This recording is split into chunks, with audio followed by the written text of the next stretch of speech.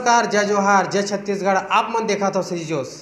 आज हम ऐसे व्यक्ति से आप मन ला मिलवाना चाहथन जेला आप मन सुन के ओकर बात ला सुन के ओकर बानी ला सुन के ओकर संघर्ष कहानी ला सुन के आप मन ला रोना भी आ जाए। ऐसे वो बालक रही से, जब बालक रही से तो ऐसे ओकर स्थिति खराब रही से जेला आप मन भी सोचे में मजबूर हो जाए। ऐसे ओकर स्थिति रही से ईटा भट्ठा में जब काम करल जात रही तो ओला 1 रुपया 2 रुपया ऐसे दिन के मिलत रही। जब एकर मम्मी एला पढ़ाए के सोचिस तो ओकर मम्मी छेना ला बेच करके अपन बेटा बर कंपास लिस। कंपास के माध्यम से लड़का सोचिस कि मैं आगे पढ़ाई करूं, आगे संघर्ष करूं करके। वो एक लड़का आगे जा करके फिर सोचते मोला और कुछ किया जाए। तब कुछ समय के बाद फिर वो जो लड़का फिर आगे सोचते कि मोला और कुछ करना है, संघर्ष करना है, मोला आगे बढ़ना है। फिर वो लड़का जा करके कुछ बैंक में जा करके काम करते और बैंक से काम करे के बाद आगे फिर सोचते मोला कुछ और करना है, कुछ और सीखना है। मगर वो लड़का के मन में, एक छोटे से बालक के मन में ये रही से मोला कुछ सीखना है। हर शब्द रही से मोला कुछ सीखना है। तो प्रॉपर्टी लीज, प्रॉपर्टी अपन खुद के घर लीज, मकान लीज, असियाना लीज और साथ में आज 4 चक्का गाड़ी में घूमते। ओखर बारे में आज कहानी के बारे में आज सुने के प्रयास करथन। आज हमारे साथ बैठे हुए हैं ऐसे सख्त बैठे हुए हैं, ऐसे व्यक्ति बैठे हुए हैं जेकर परिचय के मोहताज शायद हवय आप मन जानत हो। ओला आज राष्ट्रीय मोटिवेशनल स्पीकर के नाम से जाने जाते। तो ओखर नाम है दिलीप दिवाकर जी। तो दिलीप दिवाकर जी, आप मन ला हमारे सी जोश चैनल में बहुत बहुत स्वागत है। आप सभी साथी मन ला जय जोहार, जय छत्तीसगढ़। और मैं सबसे ज़्यादा बधाई आप मन ला देना चाहता हूँ जेकर माध्यम से मोला एक अपॉर्चुनिटी मिली हवय अपन बात रखे के, अपन स्टोरी रखे के। तो धन्यवाद। और भाई साहब, और मोर जो मिशन चलत लोग मन ला स्वस्थ और खुशहाल जिंदगी बनाए के, तो मैं ये पूरा भारत में चलत है। तो मैं ये भारत वाला मतलब संदेश दे बार मैं अपन वाणी ला एक हिंदी के रूप में देना चाहता हूँ। तो साथियों, मेरा नाम दिलीप दिवाकर है, बाय प्रोफेशनल बैंक एम्प्लॉय हूँ। साथ में एक मोटिवेशनल स्पीकर के रूप में लोगों को स्वस्थ और खुशहाल ज़िंदगी बनाने में मदद करता हूँ। जी, ये बताइए, जब आपका जो संघर्ष था बचपन में, इतना स्ट्रगल की, ईंटा वाला काम किए, थोड़ा से लोग जानना चाहते हैं। साथियों, मेरा कहानी अब मैं अपना स्टार्ट कर रहा हूँ, शुरुआत कर रहा हूँ, आप लोगों के बीच में रख रहा हूँ। मेरी कहानी एक छोटी सी गांव से शुरुआत होती है। हम लोग, हमारे गांव में 4 लोग रहते थे। 2, एक मेरा बड़ा भाई और एक मैं, एक मेरे मम्मी और मेरे पिताजी।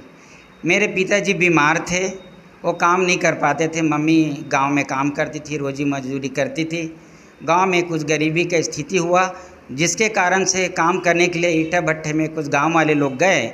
उसके साथ हम लोग भी चले गए इलाहाबाद में। इलाहाबाद में 3 से 4 महीना अच्छे से काम किए। उसी बीच में भट्ठे के मालिक ने हम लोगों को प्रताड़ित करना स्टार्ट कर दिए। प्रताड़ित इतना किया कि हम लोग कई तरह के काम लेते थे। कभी कार को धुलवाने के लिए, पोंछवाने के लिए ले जाते थे।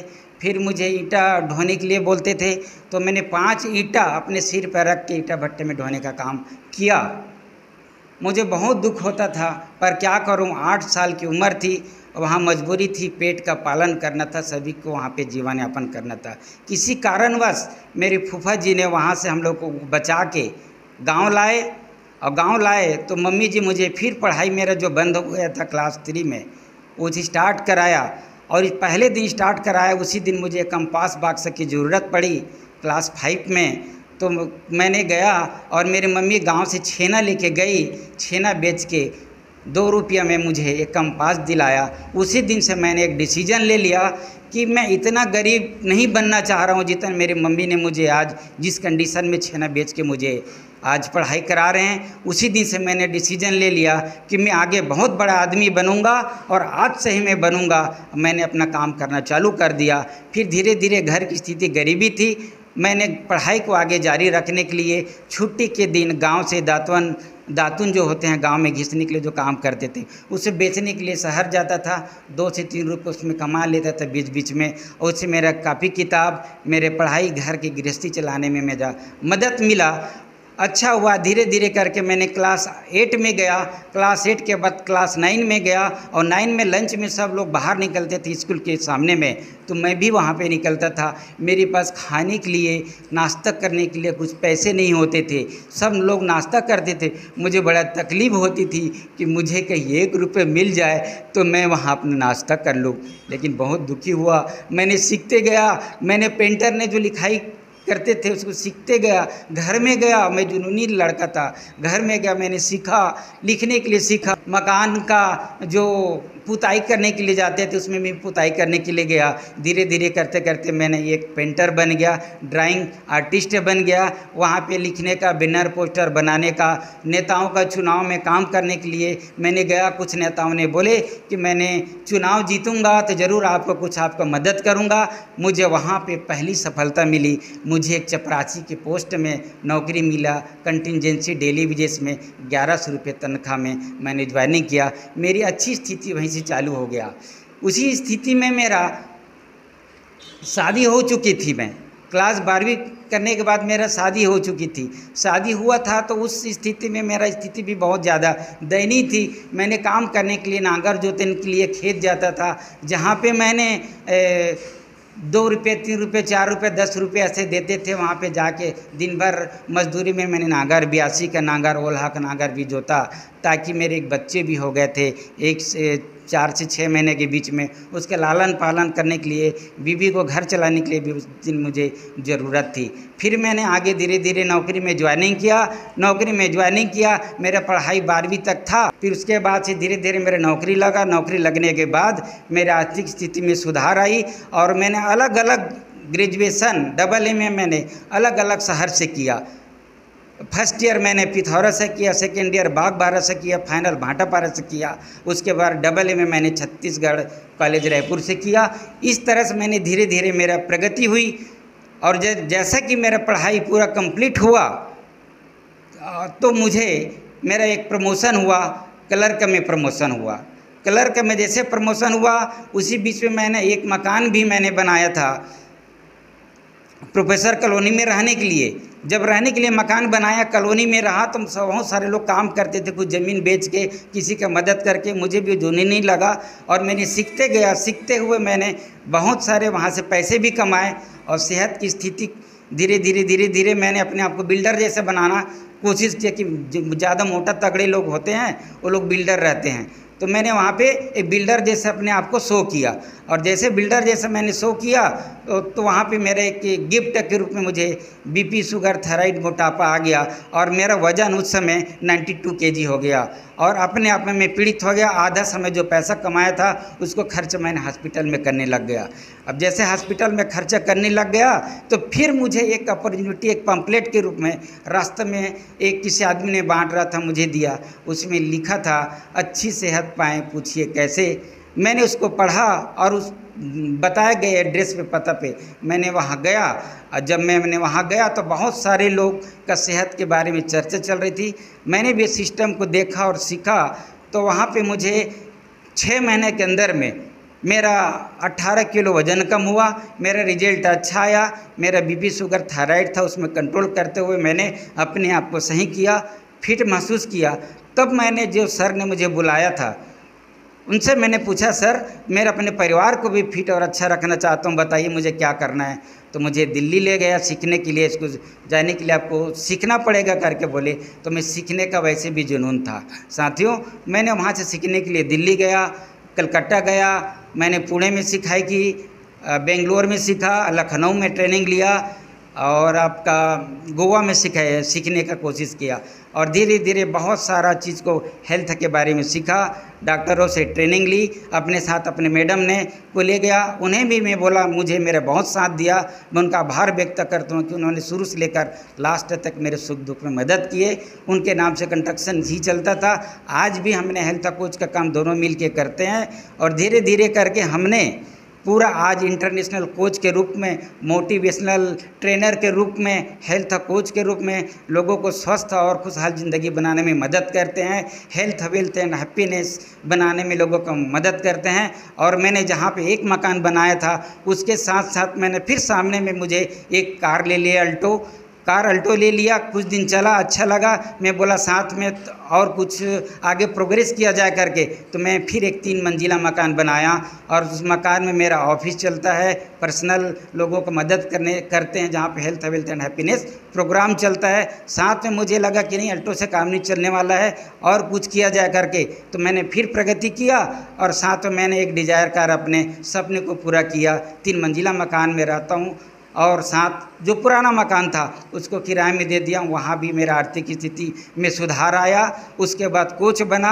आज कोच में लोगों को ट्रेनिंग देने अलग अलग सिटी में, अलग अलग जगहों पे, ऑनलाइन, अपने घर में, मोबाइल में लोगों को मदद कर रहे हैं लगातार सर। यही मेरी कहानी है और मैं साथियों को यही चीज़ बोलना चाहता हूँ कि ज़िंदगी में हकीकत में सीखने की जिसमें जज्बा हो और जुनून हो तो बड़े से बड़े स्थितियों से निपटा जा सकता है। इसीलिए मैं बोल रहा हूँ साथियों, विपरीत परिस्थितियों के बावजूद भी अपने आप को बनाए रखना है, ज़िंदगी जीने की कला है। और यही ज़िंदगी जीने की कला आज मोटिवेशनल स्पीकर के रूप में एक छोटा सा लड़का, ईंटा भट्टा मीटर ढोने वाला, पेंटिंग काम करने वाला, दातुन बेचने वाला, लोगों के यहाँ जाके बहुत सारे मजदूरी करने वाला आपके बीच में एक इंटरनेशनल मोटिवेशनल स्पीकर के रूप में हूँ। और मुझे विश्वास है कि आने वाला 2024-25 में इंटरनेशनल लेवल पे अपने इस सिस्टम को और लोगों को मदद करने में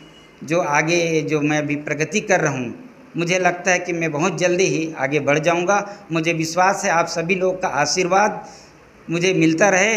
और बहुत खुशी की बात है कि मुझे इस जोश चैनल में मुझे इंटरव्यू के लिए मुझे बुलाया गया, मुझे अपने स्टोरी शेयर करने का मौका मिला। तो धन्यवाद भाई राजकुमार जी को और आपके टीम को जो मुझे एक अवसर मिला। धन्यवाद आप सभी लोगों को।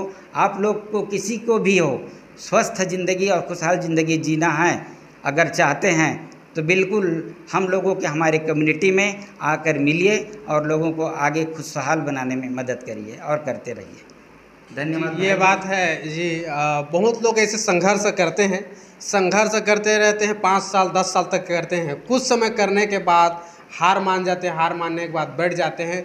उनके लिए आप क्या संदेश देना चाहते हो? जी, उनके लिए तो संदेश यही देना चाहूँगा, हार मारने की ज़रूरत नहीं है। आपको अगर आगे बढ़ना है तो सीखना है।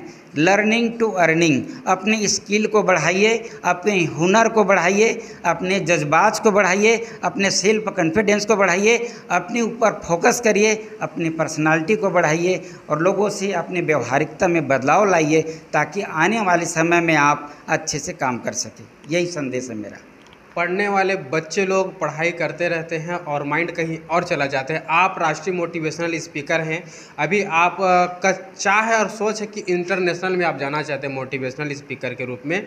तो ये सवाल है आपसे कि पढ़ने वाले बच्चे लोग पढ़ाई तो करते हैं मगर माइंड इधर उधर चला जाता है, तो उनके लिए आपका क्या संदेश है? क्योंकि आज का बच्चा कल का भविष्य कहा जाता है। जी बिल्कुल, आपने सही पूछा भाई राजकुमार जी। एक्चुअल में क्या है, जब लोगों को आगे बढ़ना है और आगे चाहते हैं तो एक कम्युनिटी चाहिए। जिस माहौल में आप लोग रहोगे उसी माहौल में बनोगे। तो मैं संदेश देना चाहूँगा स्टूडेंट को, बच्चे को, अपने करियर पे ध्यान दीजिए, अपने हुनर पे ध्यान दीजिए, सीखने की कोशिश करें और उस तरह की कम्युनिटी पे रहिए जहाँ पे लोग सक्सेस हैं। चाहे कोई भी फील्ड में आप काम करना चाहते हो, जो सक्सेसफुल हैं, ऐसे लोगों के बीच में रहिए। हमारा एक प्रोग्राम चलता है हेल्थ वेल्थ एंड हैप्पीनेस, जहाँ पे बताए जाते हैं कि कैसे आप अपने पढ़ाई को करते हुए अपने पर्सनालिटी में बदलाव ला सकते हो और अपनी स्किल को बदलाव ला सकते हैं, अपने हुनर सीख सकते हैं और आगे बढ़ सकते हैं। बहुत धन्यवाद दिवाकर जी। आप मानो सुने दिवाकर जी के बहुत अच्छा कहानी, बचपन से कैसे उभर करके यहाँ तक कि राष्ट्रीय अंतर्राष्ट्रीय लेवल में भी मोटिवेशनल के रूप में जाने वाले हैं, इंटरनेशनल मोटिवेशनल स्पीकर के रूप में जाने वाला है। तो आज ओकर संघर्ष कहानी सुने हो। अगर आप मन के अंदर में ऐसे कोई कहानी छिपे हुई जेला आप मन एक मंच के तलाश करत हो तो सीजी जोश मंच है, आप सभी जन के स्वागत करना चाहते और आ सकत हो। अपन कहानी ले शेयर करो, हमन ला बताओ, जो आप मन मंच नहीं मिल पाते हमन मंच देवो। कोई भी अधिकारी, कर्मचारी, पुलिस प्रशासन या कलेक्टर या कोई भी मंत्री, विधायक, कोई भी आप मतलब सब जना स्वागत है। बहुत बहुत धन्यवाद दिलीप दिवाकर।